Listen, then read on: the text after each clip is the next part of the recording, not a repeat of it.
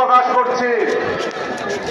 আজকে ফিলিস্তিন যখন বম্পিং করে সারা গাজা এবং রাফায়েলকে ধূলিসাৎ করে দিয়েছিল, তখন বিশ্ব মানবতা নির্বিঘ্নে যে গালি কেঁদেছিল, তখন বিশ্ব মানবতা নির্বিঘ্নে কেঁদেছিল, তখন এইসব সারা উৎসব মুখর হয়ে গেছিল।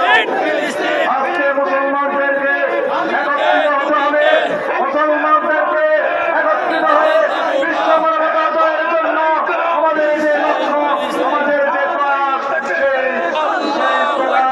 সেই আন্দোলন,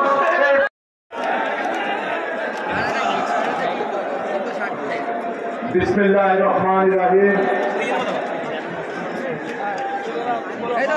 মার্চ ফর গাজা আজকের এই গণজামায়াতের সম্মানিত সভাপতি এবং দল নির্বিশেষে সকল দলের ঐক্যবদ্ধ প্রয়াসে আজকের এই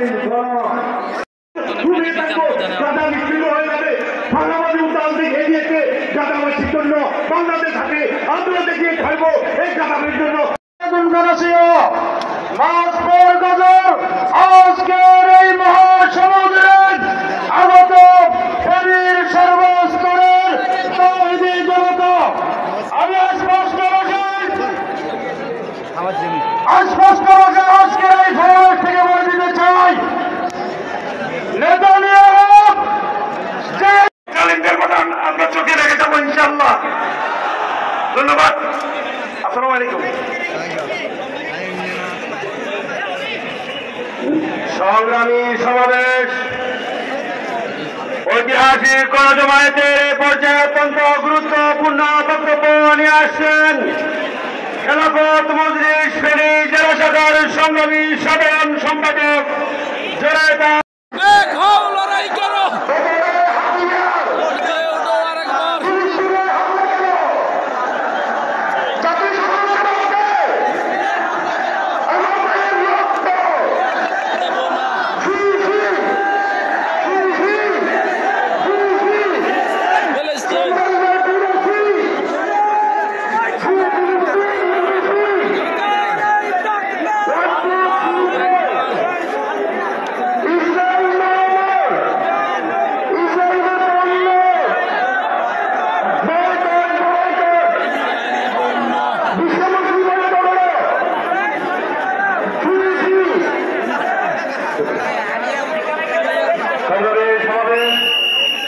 এই পর্যায়ে সংক্ষিপ্ত বক্তব্য রাখবেন অগা সম্মেলনের যুবরাজ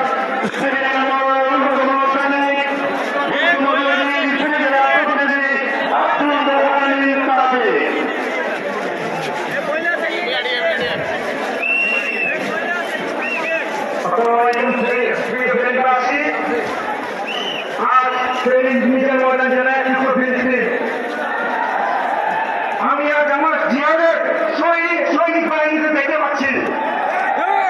আমি বলতে চাই এই কেমন মানবতা, যেখানে ফিলিস্তিন আজ বৃহত্তম কবরস্থানে পরিণত হয়েছে, যেখানে আমার ভাই বোনদের কবর দেওয়া হয়েছে, যেখানে শুধুমাত্র মানবের কবর নয়, রচিত হয়েছে মানবতার কবর। আমরা বলতে চাই গাজা আশ্বাস হবে না, ফিলিস্তিন আশ্বাস হবে না, যতদিন এক এই ফিলিস্তিন থাকবে, এই কাজে থাকবে, এটা আল্লাহ রাসূলের ঘোষণা। কিন্তু যারা আমার বাইরে শহীদ হচ্ছে, কিন্তু বিশ্বভর আমরা ঘুমিয়ে ঘুমিয়ে মানবতার গুলি চালাচ্ছে, তাদেরকে ইতিহাসের কাঠগড়ায় দাঁড়াতে হবে। আমরা বলতে চাই, জুলাই বিপ্লবে ফিলিস্তিন ছিল আমাদের অনুপ্রেরণা।